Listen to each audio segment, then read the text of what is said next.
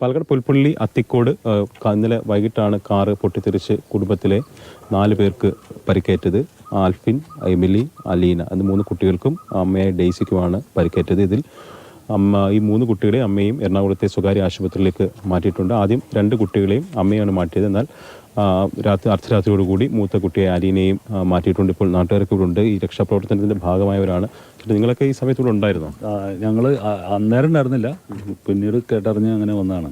അപ്പോൾ L C പാലന ഹോസ്പിറ്റലിൽ work ചെയ്യണം. അപ്പോൾ പാലന ഹോസ്പിറ്റലിൽ വന്നു കഴിഞ്ഞപ്പോൾ കുട്ടികൾ ബുക്സും അതേപോലെ റബ്ബർ പെൻസിലൊക്കെ വാങ്ങണമെന്ന് പറഞ്ഞ്, അപ്പോൾ അതിൻ്റെ ഇളയ കുട്ടി കുറച്ച് ഇതാണ്, കുസൃതിയാണ്. അപ്പം പറഞ്ഞാൽ എനിക്ക് ഐസ്ക്രീം വേണമെന്നൊക്കെ പറഞ്ഞു. അപ്പോൾ പറഞ്ഞാൽ ശരി നമുക്ക് പോവാം എന്ന് പറഞ്ഞ് 2 കുട്ടികൾ കയറി, ഒരു കുട്ടി ബാക്കിലേക്ക് കയറാനായിട്ട് വരുന്നു.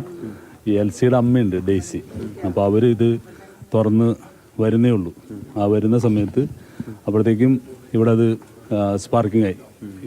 അവർ സ്റ്റാർട്ട് ചെയ്തു, എൽ സി വണ്ടി സ്റ്റാർട്ടാക്കലും പെട്ടെന്ന് പൊട്ടിത്തെറിക്കണ്ടായി. അപ്പോൾ പൊട്ടിത്തെറിച്ച് ഉടനെ തന്നെ ഈ മൂത്ത കുട്ടി അടുത്ത് എത്തിയിട്ടുള്ളൂ.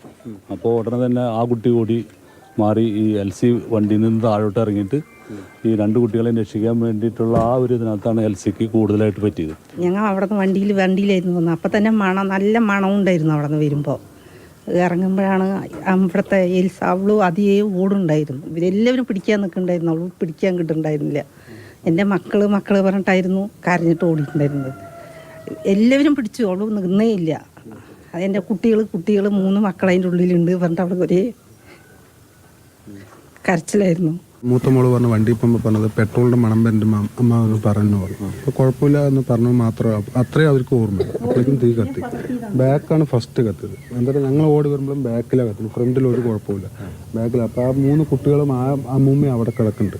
അമ്മൂമ്മ നിൽക്കുന്നുണ്ട്, മക്കളും നിൽക്കുന്നുണ്ട്. അപ്പം ഞങ്ങൾ സത്യത്തിൽ വിചാരിച്ചാൽ അവർക്കൊക്കെ സേഫ്, അവർക്ക് കുഴപ്പമില്ലാണ് അവർ. അപ്പം ഞങ്ങൾ ഈ സ്ത്രീനെ ഇവിടെ നിന്ന് ഫസ്റ്റ് തൂക്കി എടുത്തിട്ട് പോകാനാണ് നോക്കും. പക്ഷേ ഈ സ്ത്രീ ഒരു വിധത്തിൽ ഞങ്ങളുടെ കയ്യിൽ നിൽക്കില്ല. പൊള്ളലായതുകൊണ്ട് ഞങ്ങൾക്ക് പിടിക്കാനും പറ്റിയ ഒരു പേടിയായിരുന്നു. എന്നിട്ട് മൊത്തമാണ്.